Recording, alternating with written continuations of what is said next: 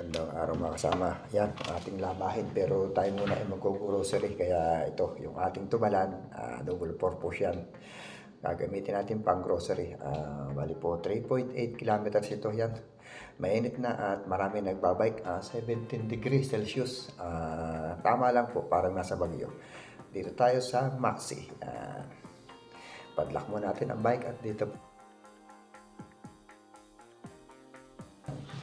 talagang ang atin naman kung bibilhin ay konti lang dahil naubusan ako ng prutas. Alam niyo naman, kailangan na natin magprutas. Ang pagkain ko po ng prutas ay tuwing umaga sa break time. Hindi po ako nagkakanin ng kung ano sa break time.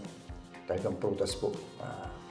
Kailangan hindi magkasakit. Bali po kung binibili natin para makatipid tayo ang mga local product. Yan, tulad ito, itong apple, yan. Local product po itong binibili. Masarap po yan. Mura pa kumpara dun sa mga imported na naka-display dito. Siyempre, pipili din tayo ng magaganda ang texture. Yung saging yan. Yung saging may imported po yan. Yung kamatis, bali local product din po yan. Kaya ito ating binibili. Yan, itong carrots, yan, ito, may brand yan. Yan, hindi ko na pakikita sa inyo. Bali po, yung mga naka-preserve na pagkain, yan, yung mga brand yun, yun po, napilit po talaga kami na yung local brand. Ang makikita nyo, no name, pero mura, okay naman po. Pero itong gulay, ayan, kalimitan, may mga imported yan, no choice tayo diyan. Medyo may kamahalan. Pero kung mas maganda, makahanap tayo ng mura. Yan kung salmon, yan, binalik ko na yan. May isda pala ako. Itong itlog, yan. Kita nyo naman, no name. Yan po ang mura. Yang pulot, yan po, yan, may brand. Yan, tea. Yan po iniinom ko. Itong mga dilata, talagang no name po yung pinipili namin dito kalimitan. Mapera na lang, may magustuhan tayo na sarap. Ito, yung ice cream yan. May brand po yan. Kaya wala akong nakita sale. Ito, mababayad na tayo.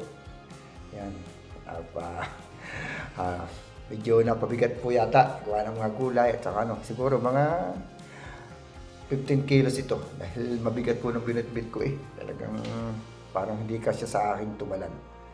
Yan. Dahil po normally, nakikisabay ako sa may mga sasakyan itong kasama pag nagkugrocery. Ngayon, konti lang naman yung bibili namin. Kaya ito, kayang-kaya ko ng karga sa bike. Yan.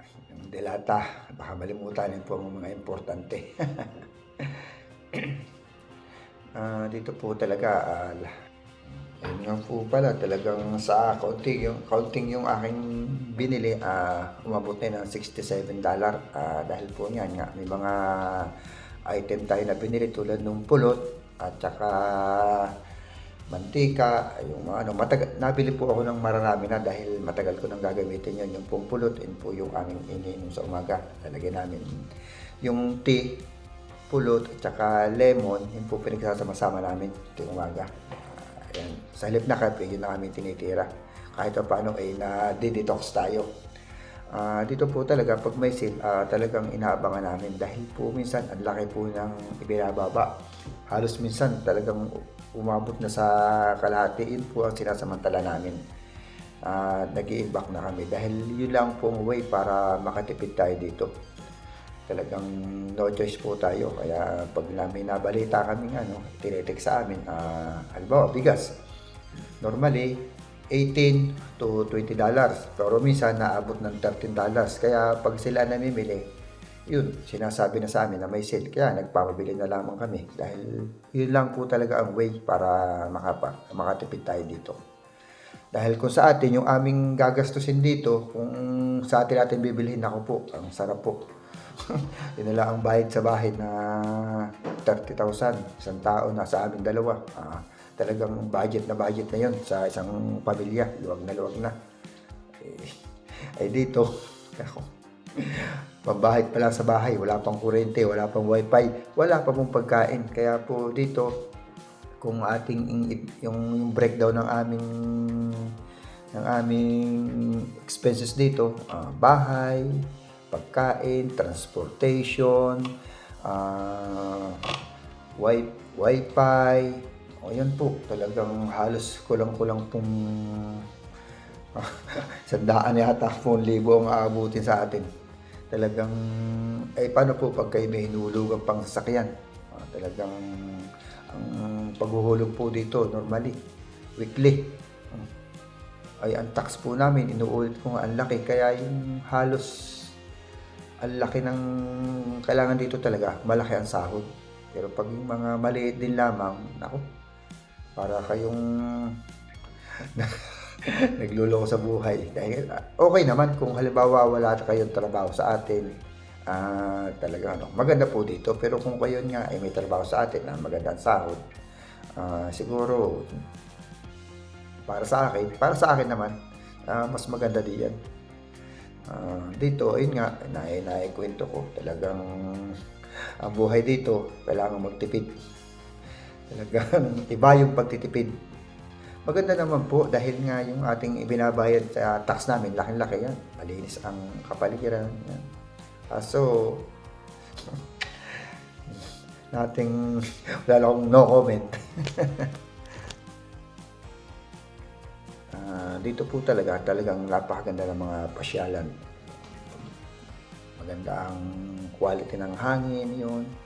Tapos talagang yun nga, paglalaanan ninyo na lumabas kayo pag walang trabaho dahil para hindi naman kayo malungkot sa buhay. Dahil nga malayo sa pamilya, yung mga kasamang pamilya dito, yun, ayos, maganda.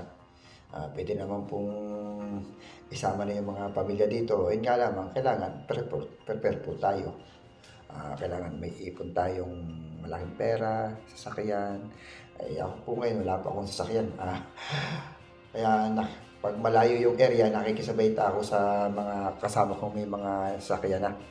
Kaya sa banda-banda dyan po, ipon muna tayo. Talagang malaki pa ang mga bayarin. At lalo na ang mga iniwan sa Pilipinas na binabayaran pa. Kaya dito, ayan, hanggat kaya, bike muna tayo. Pero once po tayo ay nakaluog-luog na dito, kukuha po talaga tayo ng sasakyan. Dito po talagang kailangan ng sasakyan talaga. Pagpunta nyo dito, kailangan marunong kayong mag-drive. Yan po ang importante. Dahil yung ating lisensya dyan sa Pilipinas, hanggang 6 months nyo lang magagamit. Kaya bago ma-expire yun, kailangan makumuha na kayo ng lisensya dito para tuloy-tuloy ang inyong pagdadrive. Yan, ito nga po pala yung aming lugar. Yan, medyo may kamahalan dito. Yan, nasabi ko na dati yung presyo. Yan, pero by June po, last week ng June, tapos na po ang kontrata namin. Hindi na kami nag-renew. Talagang masakit sa utak. Bali, lipat na po kami. Medyo siguro po mga 13 minutes mula dito pag sa sasakyan. Medyo layo-layo lang ako sa St. Lawrence River. Pero wala tayong magagawa. Kailangan nating magtipid talaga. Ayun ang nararapat para tayo ay makasurvive dito. Ayan. Ito po yan. Kita nyo naman. Hindi pa napuno yung lamesa at ito yung presyo. I-reveal natin talaga. Kaya ito, kain tayo ng ice cream para lumamig ang ating pakiramdam. Yes! Sige po mga kasama, ingat kayo.